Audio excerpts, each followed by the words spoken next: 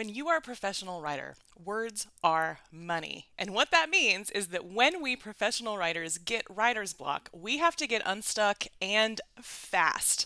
So today I want to help all of y'all out who are struggling with writer's block and give you some tricks of the trade and a couple mindset shifts to help you get through that writer's block and get your book going again. Stay tuned.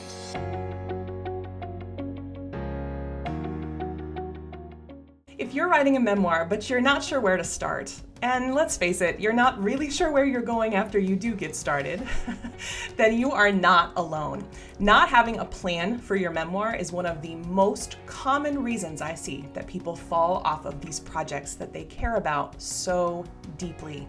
And that's why my team created the Memoir Method Checklist.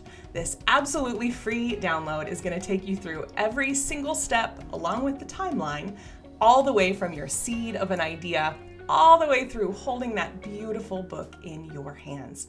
And you can download it at pageandpodium.com/checklist. Happy writing.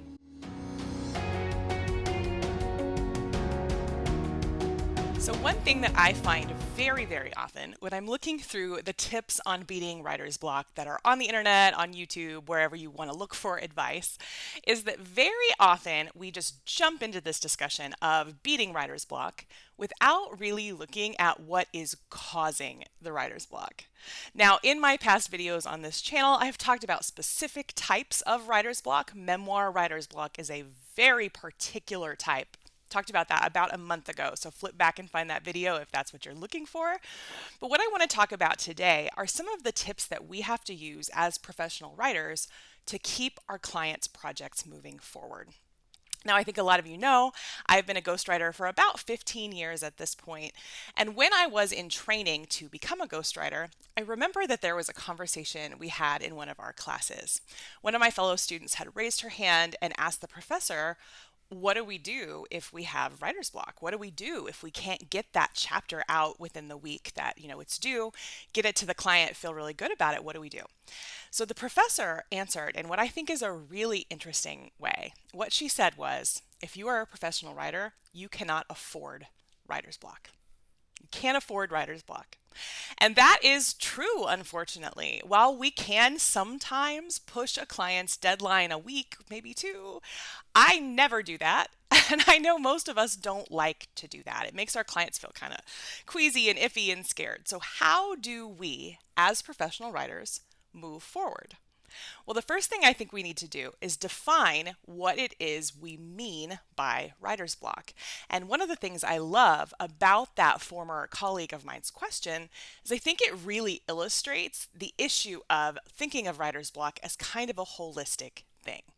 Because there are many, many reasons that we come up to this feeling of just not being able to get words on the page that aren't always reflected in kind of this general cultural sense of writer's block, right? Just being frustrated, staring at the screen. So the first thing I want to talk about is, what do we mean when we talk about writer's block? And before you shut this video down, there's a really specific reason I want to talk about it. And that is that as we are thinking about your cure for your writer's block, it is really, really important that you are reflecting on what it is that is causing that writer's block. Because I can get you through today, I can get you through tomorrow, but if you don't start to address some of the root cause issues, writer's block is going to keep coming up and coming up and coming up, and it will not be less frustrating the 20th time than it is the first time. So let's first start by talking about, what is writer's block? Now, what I find as a professional book coach, professional writer, somebody who mentors writers, is that very, very often when we talk about writer's block, we are really just talking about not having a plan. Now, I know there are a lot of people out there, particularly if you are someone who is writing fiction, who might ascribe to the idea of pantsing. If you're not familiar with this, we usually can compare within fiction writing, plotting versus pantsing. Plotting is where we write out the whole outline, figure out everything that's going into that book before we start, whereas pantsing is kind of short for flying by the seat of your pants. So pantsing authors, Stephen King's very famous for being a pantser, they will just kind of sit down at the computer and just let the story come out however it wants to come out. Now, if that works for you, I suspect you're probably not watching this video. But I do find that a lot of people expect themselves to be able to pants their book. I particularly see this, by the way, I work with memoir writers. A lot of times memoir writers will expect that they can just pants, that they can just kind of write down everything that happened. The problem is when we think we're going to pants, there is no bound to what we are doing, right? We have not set very clear expectations for ourselves, what we're hoping to get done that day, what we need to focus on versus other things that might be a little bit less important. And that is why having a plan is often the thing that will break your writer's block really once and for all. So think about, as you are kind of reflecting on your writer's block, is the issue that you just haven't taken the time to sit down and figure out, how much do I need to get done this week? What will that be specifically? Have I made my outline? Have I figured out what the arguments are for the different chapters? Or have I figured out what needs to move ahead in the story from the different scenes? Have you really thought about what your goal is? Because what will happen every single time is, if you don't have a specific goal in mind, you will find that you're not moving forward. And sometimes we call that writer's block. Okay, the second thing that really can derail you is this feeling of perfectionism. Now, I know I have a lot of high achieving women who watch this channel. I work with a lot of high achieving women in both my own coaching clients and the people that I hire to write for me for my company. So I know that one of the major things that can be a recurring cause of writer's block is perfectionism. Oh, I feel it too. I am such a perfectionist. And one thing that can really happen to us is we can lose sight of the fact that no one's first draft is perfect. Oh, it makes it so hard, right? Because we want to sit down at that computer and we want to get rid of that blinking cursor. We want to get those words on the page. But is there a part of you that doesn't just want the words on the page? Is there a part of you that wants those words on the page to be perfect, impeccable, where you are not even going to have to come in and revise? They are just so good, an agent is going to snatch them up. I am obviously being sarcastic here, but truly, what is happening in our brain when we get this perfectionist bent going? Well, one of the things that can happen is that we are undercutting every single effort. This isn't really writer's block if you think about it, because usually when you are in this perfectionist state, you could actually get words on the page. You're just not going to let yourself count those as words. So think about, is that perfectionist in you? Is that perfectionist what's really bringing on your writer's block? Because if so, we can kind of shift our mindset, right? We can remind ourselves everyone needs to revise. In fact, writing a really messy first draft, that is something actually that can really move you forward in a way that if you were perfect the first time, there's a lot of stuff that you might miss out on, right? Accidental discoveries, things that you really had not kind of planned on bringing in, but ooh, there they are. All kinds of things that really we miss out on when we expect that first draft to be perfect. Okay, the third thing that I see really often is that people will try to get their writing done in an environment that is really not conducive to their work. Now, I understand that this can be so difficult. As I've said, I work with a lot of high achieving women, but this is true for men too. If you have kids running around, if you're trying to kind of deal with pets, it can be really difficult to get your mind focused enough to really feel like you are moving forward. But if you want to beat writer's block, if you want to get your words down efficiently, which you should want to, because then you can get back to that environment that's not really conducive to your work, right? Then what we need to do is figure out what type of environment you need. Now, I will tell you, for myself personally, this has changed over the years. There have been times where what I really needed to get work done was to be in kind of a bustling environment. Now, there is some good research, by the way, that a lot of people have this experience, that having kind of just a kind of low level noise, kind of a life moving around, you think about a coffee shop or something similar to that, that can really help our brains kind of keep moving forward, kind of stay focused. Something about how when we're kind of trying to tune out some of that noise, but it's not so hard to tune out, right? Coffee shop noise is kind of white noise. Then what that means is we are able to focus in a lot more naturally and a lot more easily. So if you find that that is the environment that you need, a place like a coffee shop, even a place like an office, can be a really great place to get some of those words in. But I also have had times in my life where being out at a coffee shop or being in my office actually was the worst thing for me. That I would find that either I felt very distracted, I would kind of distract myself, right? I'd be at a coffee shop and I'm like, oh, you know what? Maybe I'll go get a little snack, or like, ah, oh, shoot, my coffee's out. I gotta go get some more coffee. Like, just all of this stuff that is really not necessary, but I'm just using to procrastinate, right?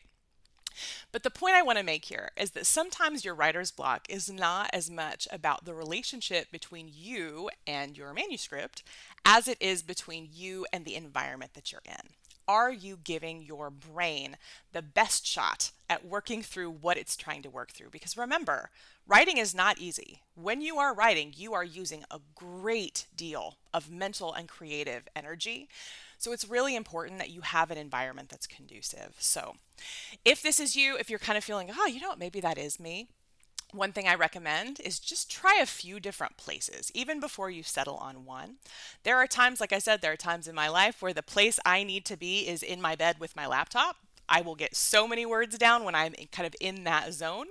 And there are places where I've just got to go in a public place because it kind of feels a little bit like accountability to me, right? There's people around. So if I'm like messing around on social media, I feel kind of silly. Try a couple different places in your town, in your home. See what feels good to you, because sometimes that's all you need is just a little change of scenery to really break through that writer's block. Okay, so when you're thinking through kind of what is the cause of your writer's block, that can be a really helpful hint into what specifically is going to work for you.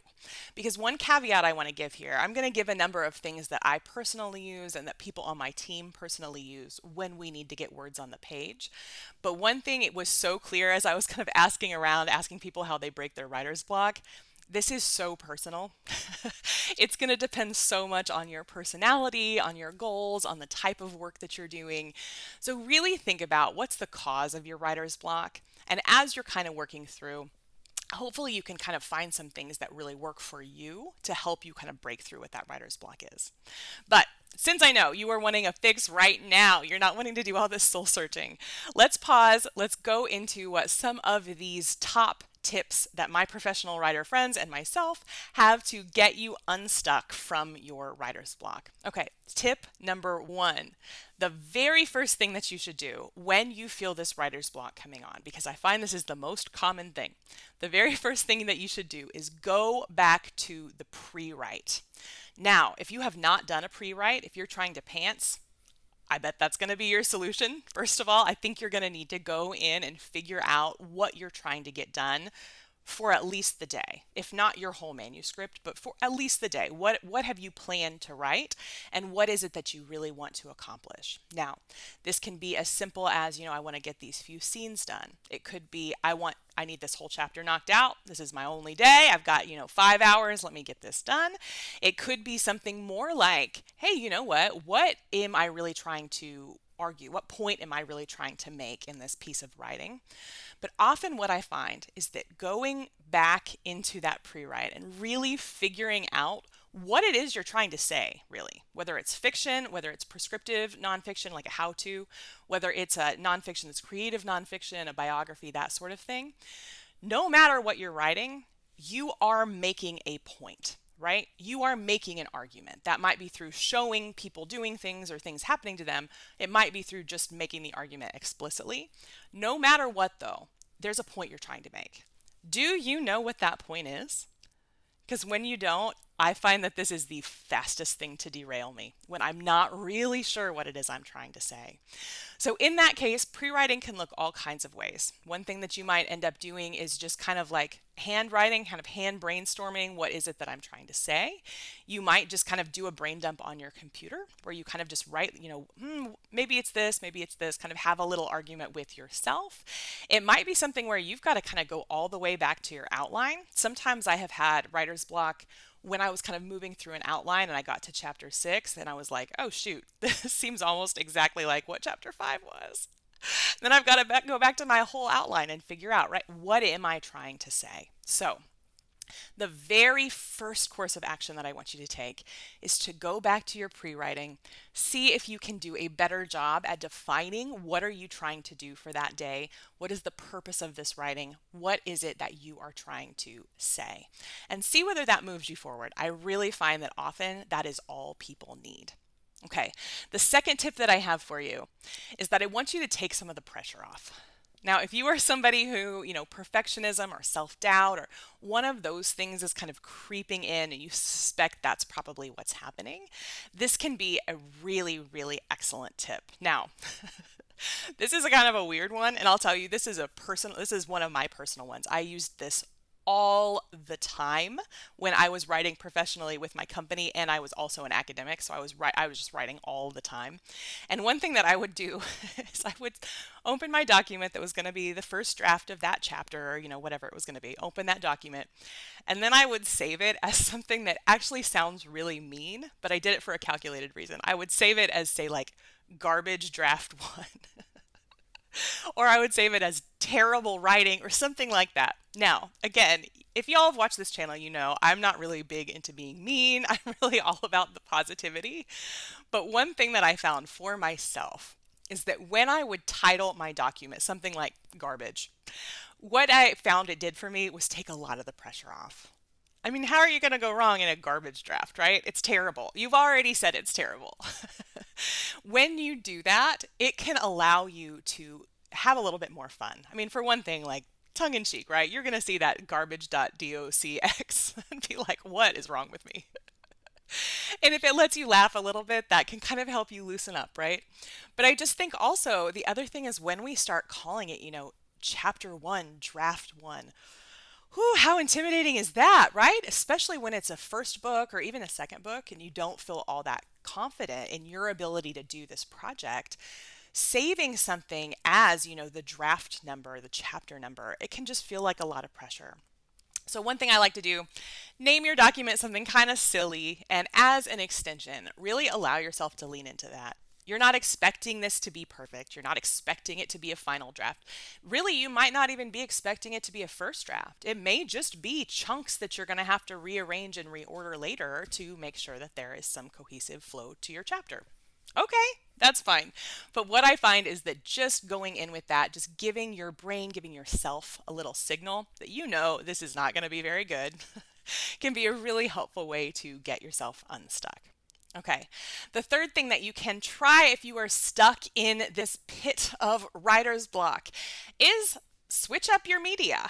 Now, I know a lot of times when we're talking about writing, especially, on YouTube, on the internet, on the computer, we assume that what we're going to do is open up our computer, open up a Google Doc or a Word doc or, whatever program you use, Pages, and that is where we are going to get our writing down, right?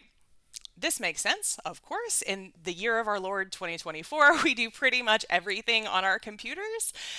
But one thing this is scientifically backed, by the way, is that when you write by hand, when we use a pen and paper and we connect with that paper and we write down our ideas, something in our brain kind of jogs. So this depends on the context, but as y'all know, I love to journal. I love to kind of read about the science behind why journaling is so effective.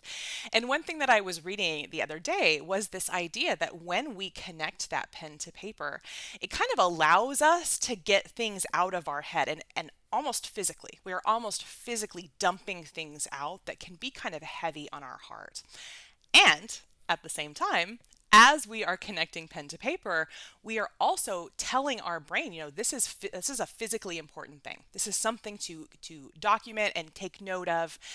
And what the combination of those two things do in journaling, but also in writing, in journaling is that they really help us kind of dump out the confusion and bring in the clarity. I find this to be true. I don't know anybody that journals that hasn't felt this kind of feeling.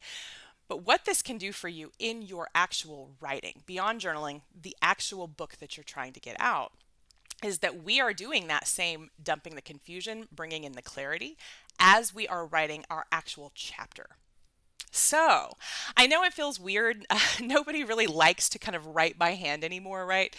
But I promise you, even if it's just starting out that first paragraph, switching that medium going from the computer, going from that blinking cursor in the white document down to a piece of clean, beautiful paper. Bonus points if you got a really nice journal and a nice pen.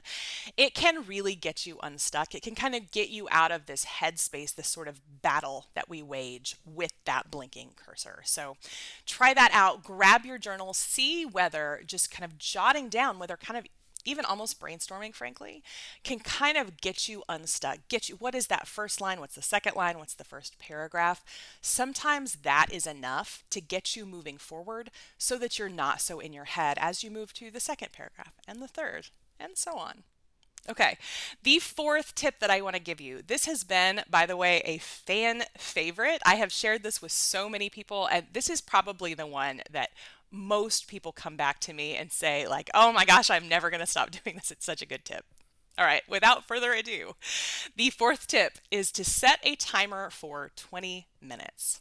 Now, this is very, very effective if you've gotten kind of negative in your head that you don't want to do it. This happens to the best of us, right? We're like, you know what? Every day I'm going to write from 7 a.m. to 8:30 while, my kids are getting ready for school, whatever it might be.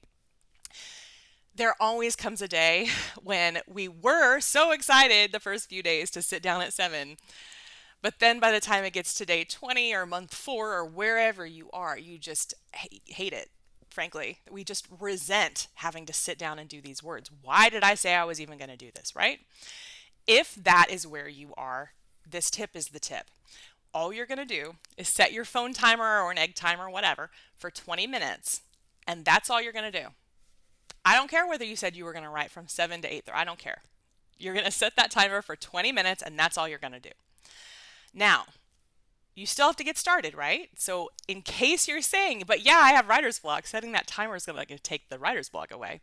I want to tell you that you have to be typing or writing, whichever medium you've chosen, you have to be typing or writing something for that entire 20 minutes. Your fingers need to be moving or your hand needs to be moving the entire 20 minutes. You can just write over and over, I don't want to do this. This book is dumb. This draft is garbage. You can write whatever you want to. It does not matter. What I find and what so many people I have recommended this to find is that even if you start with this draft is dumb, I don't want to do this, you will lean into the fact that you're having to do it anyway. If you have a clear pre-write plan, if you have a clear plan for what you wanted to get done that day, a lot of times you'll pretty seamlessly shift from that kind of complainy typing into what you were supposed to be doing anyway. And I have to spoil this for you. But spoiler alert, what almost always happens is that timer goes off and you're just going to want to turn it off and keep going. Sometimes all it takes is just tricking our brain into just getting started. And then once we feel that momentum, of course we want to keep going, right? This is a project we love. It's something we care about. It's something we wanted to do. That's why we set that time aside. So set that timer and see whether at the end of those 20 minutes, you just actually want to keep going. And if not, 20 minutes is better than nothing, right? So at least we got something down. Okay, the fifth tip. Now, this one depends on having done your pre-writing. That's why I started there. Actually, all of these kind of depend on having done your pre-writing. But once you have done your pre-writing, if you have been specific enough in that plan, so for example, you know not only what the chapter that you're working on, what the chapter is about, you also know what the individual scenes are within there. You also know, what are the kind of smaller pieces of the argument, what are the pieces of evidence you want to bring in, whatever that might be. If you have done that pre-writing, then you have kind of a checklist of everything you need to get done in that writing session or in that chapter. The fifth tip I have for you is to look through what you're supposed to be getting done, either that day or that week or even in the manuscript as a whole, and pick something that looks fun. Yeah, I know. What is this going to do? It's just going to front load all the fun stuff. And I know there's a lot of fear of going out of order. A lot of times people feel like they need to get their manuscript down kind of one chapter at a time. Particularly, I see this in memoir. But one thing that can happen is we can get to, chapter 12 and we're supposed to be writing some really hard scene, or maybe it's a scene we know needs to be in there, but we don't really have a vision for it. Whatever reason, we don't want to do that scene.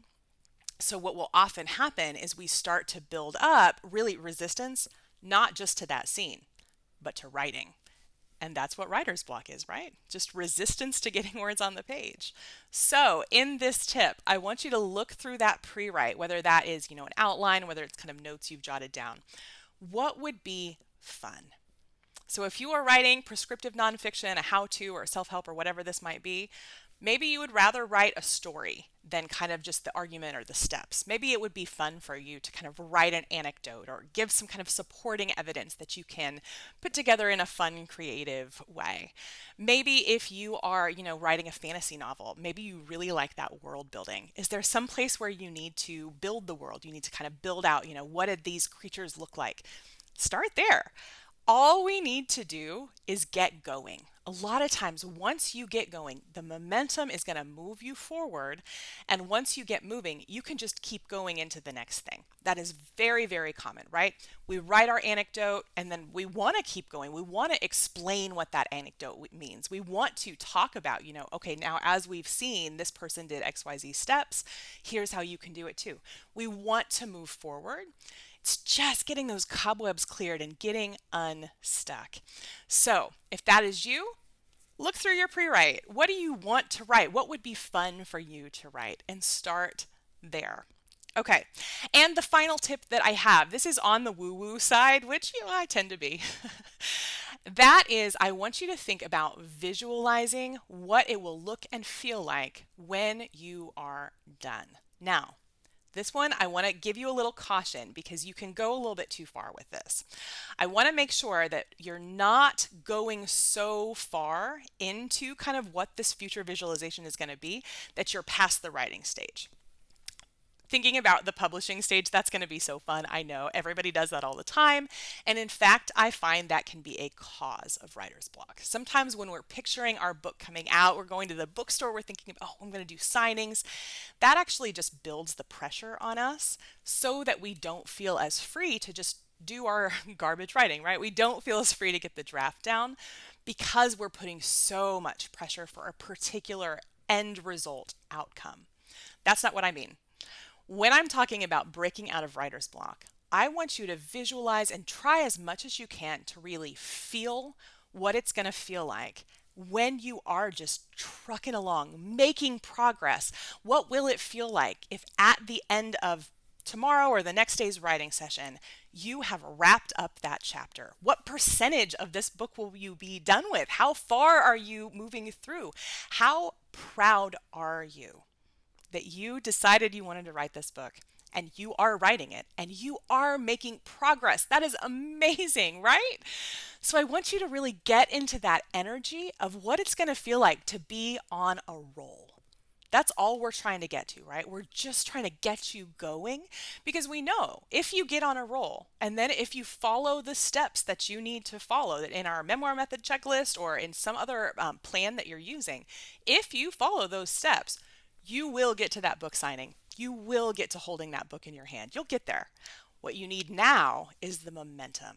So what will that momentum feel like? What will you look like as you're doing that?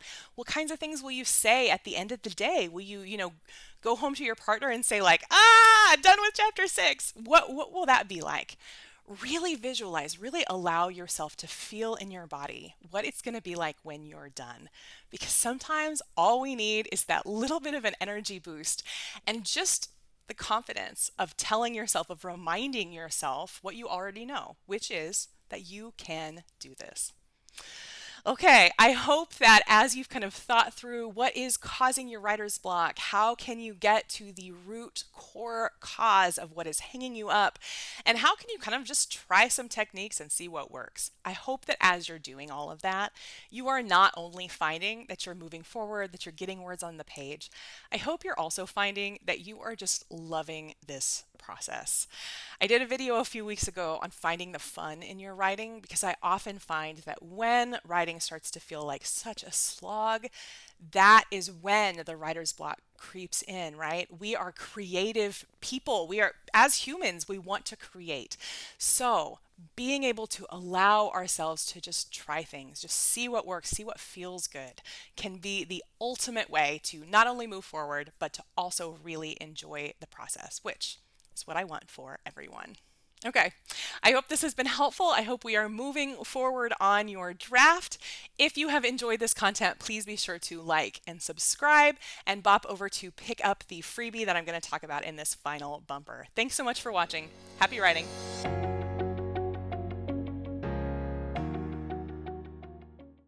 Writing your memoir can be one of the most rewarding, fulfilling, beneficial tasks that you can take on in this lifetime.